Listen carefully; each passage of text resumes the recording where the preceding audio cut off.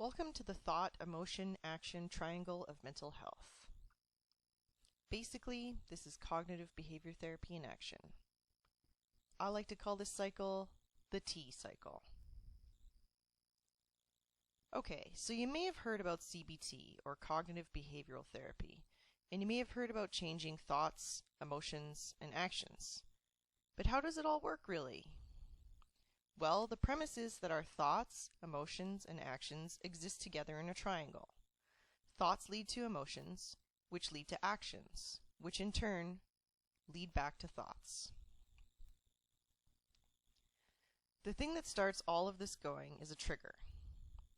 So imagine you're standing on a busy street, and you see a friend on the opposite side sidewalk, and you wave and you shout, "Hey!" But to your surprise, your friend looks right at you and then looks away and keeps on walking. What might your first thought be?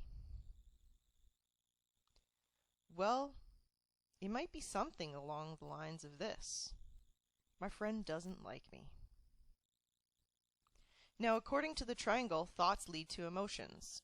So if you thought, my friend doesn't like me, what might you feel? How about sad and rejected? Sound about right? Okay, so if you're feeling sad and rejected, what might you do? Well, there's probably lots of options, but for the sake of brevity, let's just say you'd isolate yourself. Now in this triangle, that action of isolating acts as the new trigger. So if you isolate, what might you think? Well, if you've turned your phone off and you aren't checking your email because you're isolating, chances are no one can get a hold of you. And you might think something like, nobody ever reaches out. If you think that, you might feel alone or angry. And if you're feeling that way, you might do something like send an angry email, which then becomes the new trigger of the cycle, and we're back to thoughts again. You see how this is going? Sending that angry email might have seemed like a good idea when you were feeling alone and angry, but now that you did it, you might think, uh-oh, I should not have done that. Because some part of you, even though you're heading down this negative spiral, is still logical. But with that logical thought about your behavior, you might now feel shame or guilt. And then you might engage in some self-destructive behavior, like self-medicating or binge eating or isolating further, or something else that, in the long run, just isn't good for you. When it's broken down like this, you can see how quickly this becomes a spiral of negativity, and this, I guarantee you, is much, much slower than the speed it actually all happens in your brain. So what to do? Okay, let's start at the beginning again. Triangle, thought, emotion, action. Now, same story, same busy street, same wave and shout, same non-response, same trigger that leads to that same first thought. But as that thought is careening down towards emotions, we need to catch it, and then we need to question it. And we can do that with a simple T-chart of evidence for the thought and evidence against it. Okay, so let's check. To be totally transparent with you, so you know I'm not trying to trick you, let's come up with a couple reasons first that this thought, my friend doesn't like me, is true. So let's look at the evidence. Okay, there was no wave. It seemed like there was eye contact. Not sure about a third right now, but there probably is one. Okay, now what about evidence against it? Well, definitely it's a busy street, like loud, and lots of stuff happening.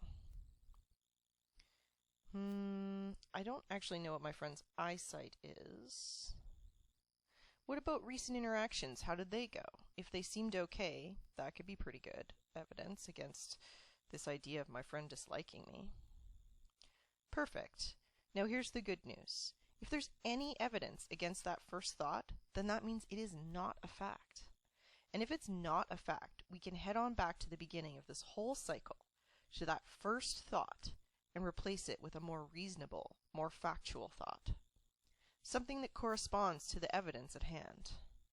Now this doesn't need to be the total opposite, like, My friend thinks I'm the most amazing human being on the planet and loves and admires me more than ever.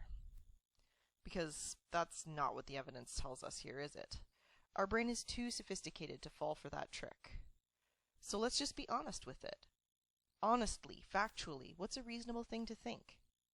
When your friend looks right at you, but doesn't wave. How about, that was odd. Which would then lead you to feeling perplexed? Maybe a bit disappointed? Sure, it's not all roses, but it's not devastating like last time. If you're feeling a bit perplexed and disappointed, do you think you might call your friend and see what's up? Essentially, this stops the negative spiral cycle from ever happening, or at least it slows it down to the point where you can probably tune in and notice that you're spiraling and do something about it. For more CBT interventions like this, and for any other mental health questions you may have, contact me, Heather, through my website at www.counselorheather.ca.